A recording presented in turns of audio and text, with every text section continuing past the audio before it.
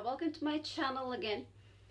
Starting में इन लोगों ने सुशांत के केस में हम नॉर्मल जनता को दबाने की बहुत कोशिश की थी, बट थैंक गॉड ये सारी जनता, ये सारी यूथ, हम लोग जुटे रहे, सारी यूथ जुटी रही, बिकॉज हम लोगों ने ठान रखा था हम सुशांत को जस्टिस दिलवा के रहेंगे। बिकॉज अब जनता बहुत जागरूक हो चुकी है। अब क्योंकि अगर ये सारी लड़ाई सिर्फ सुशांत के लिए नहीं है, ये सारी लड़ाई हम सबकी है। सुशांत एक घर घर की कहानी बन चुका है, हर घर का एक अपना अपना सदस्य बन चुका है। अगर ये एक सुपरस्टार के साथ ऐसा कर सकते हैं, तो आम जनता के साथ क्या करेंगे? अगर इसलिए हम इस बार अगर हम चुप कर जाते, या इस बार अगर हम चुप कर गए, तो ये इनका गुंडा राज, इनका माफिया राज हमेशा के लिए चल जाएगा। इनकी तानाशाही कभी खत्म नहीं होगी। After all, India is a democratic country. It's not a communist country like China or any other country. We have a right to freedom to talk. We have a right to freedom to speak against any criminal thing, against any wrong thing. Then why we should not speak why we should not use our right? बहुत हम लोगों ने बहुत देर तक हम लोग wait कर रहे हैं। हम लोगों ने बहुत मुहिम चलाई, हमें 47 दिन हो गए इस मुहिम को चलाते हुए। आफ्टर ऑल हमें अपनी अपनी विजय दिख रही है। आफ्टर ऑल अब हमें दिख रहा है कि हमें अपनी जीत नजर आती दिख रही है, हमें इंसाफ मिलता दिख रहा है, मिलेगा। एंड स्टार्टिंग से from the very beginning I was saying, I used to say कि yes we will get justice. भगवान हमारे साथ है, सच की हमेशा जीत होती है, सच्चाई के साथ भगवान भी होता है। अगर आप दिल से कोई चीज करना चाहो तो उसकी जीत हमेशा होती है। और ये रिया आज आंसू बहा कह रही है सत्यमेव जयती। Bullshit it is.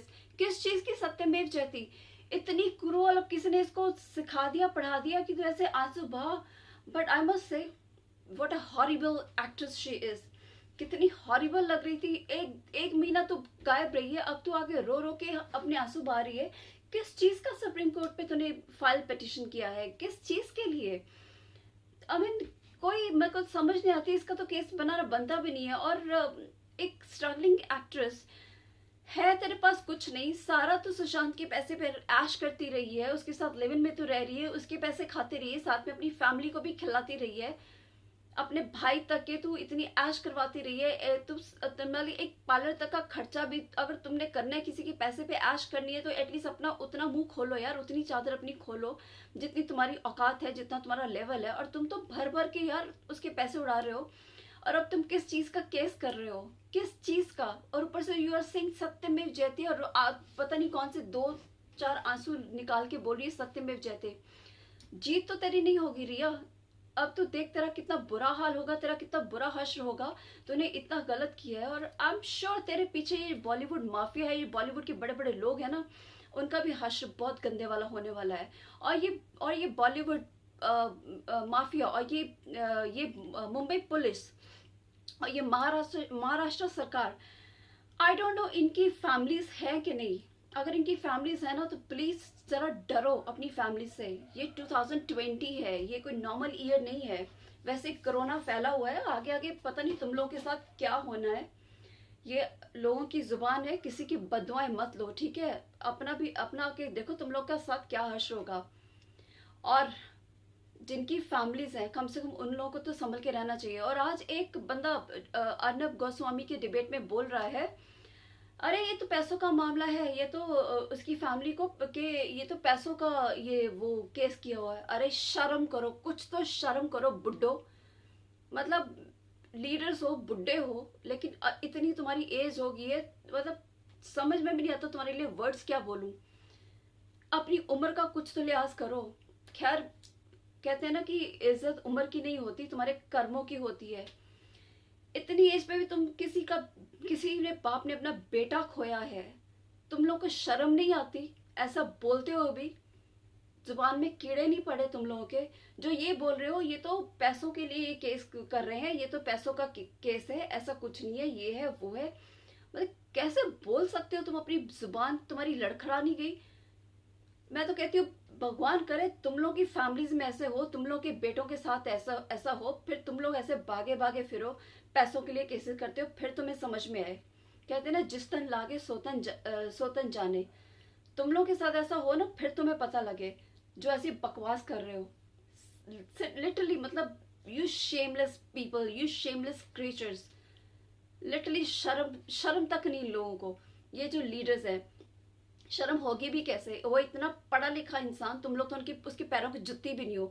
जो हमारे ये लीडर्स है, जो नेता है ना, कम से कम ये इतने पढ़े लिखे तो है नहीं, दिमाग तो इनका है भी नहीं। इनके दिमाग में तो भूसा भरा है, तो इनकी सोच भी उतनी सी होगी। कहाँ से लाएंगे बेचारे इतनी सोच? बुढ़े बुढ़े तो हो गए, लीडर्स बने हुए हैं, क्या सोच तो इनकी है नहीं। अपनी सोच कहाँ से लाएंगे? तरस भी आता है इन लोगों पे।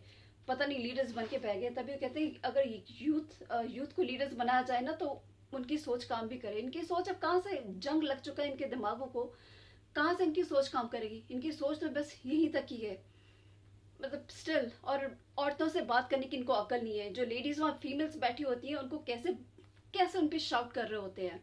इनको अकल नहीं, इनको कैसे लड़कियों से बात करने की है। नेशनल चैनल पे बैठे बात कर रहे होते हैं। I really respect this one person, this one man, that is Arnab Goswami.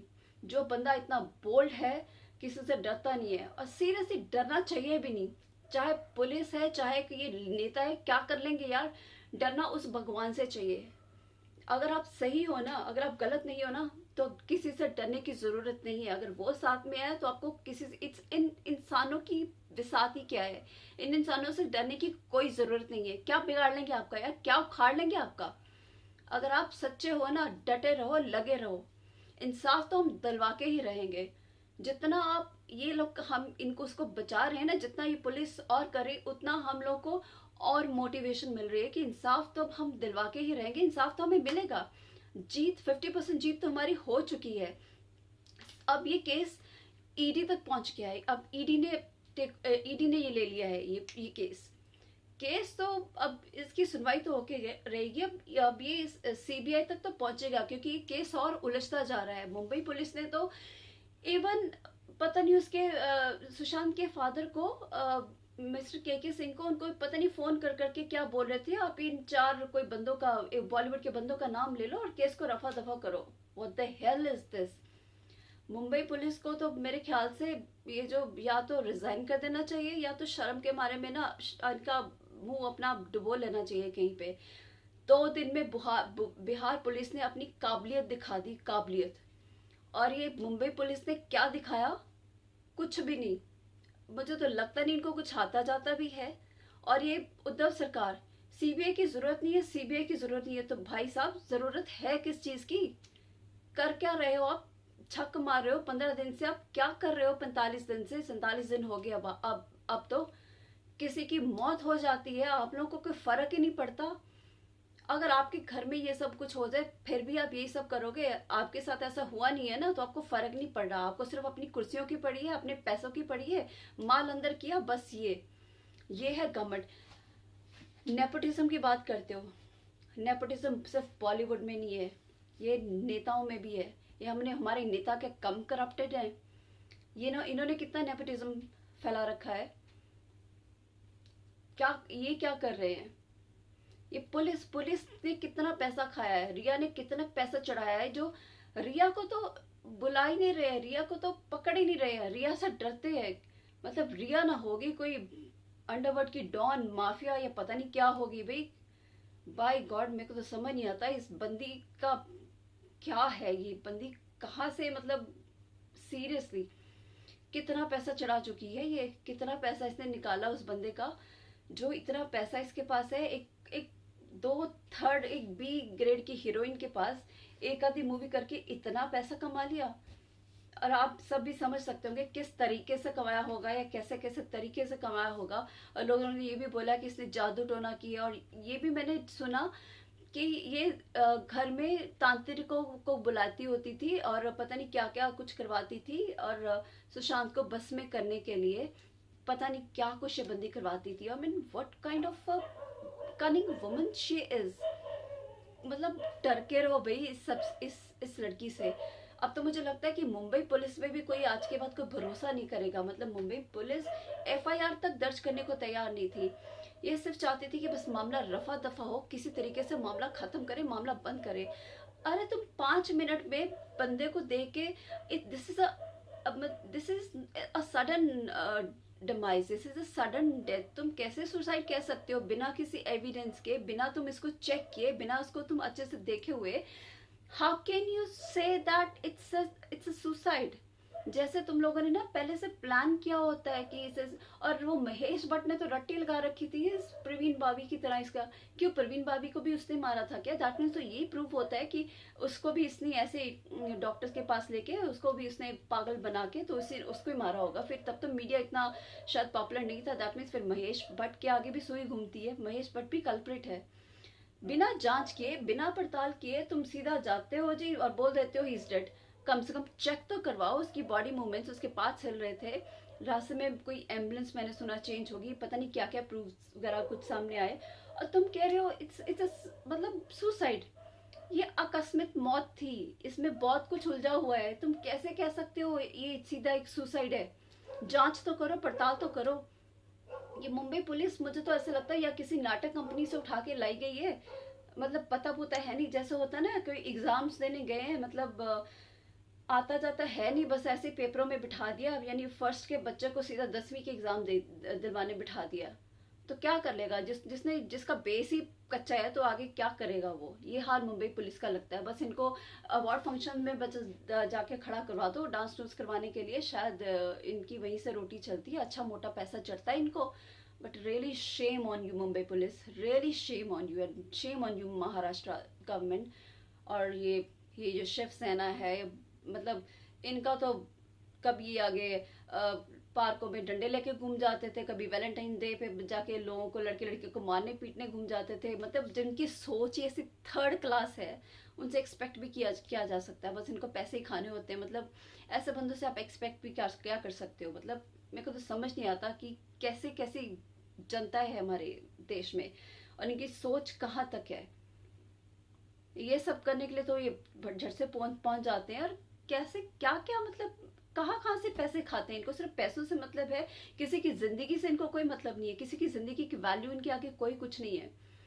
सिर्फ एक बंदे ने मुहिम चलाई, अर्नब गोस्वामी ने, सिर्फ एक वही बोल्ड बंदा है। And really hats off to him, and hats off to Subramaniam Swamy and to Ishkaran Bhandari, जिन्होंने कुछ फैक्ट्स रखे हैं, पॉइंट्स रखे हैं, जिन लोगों ने।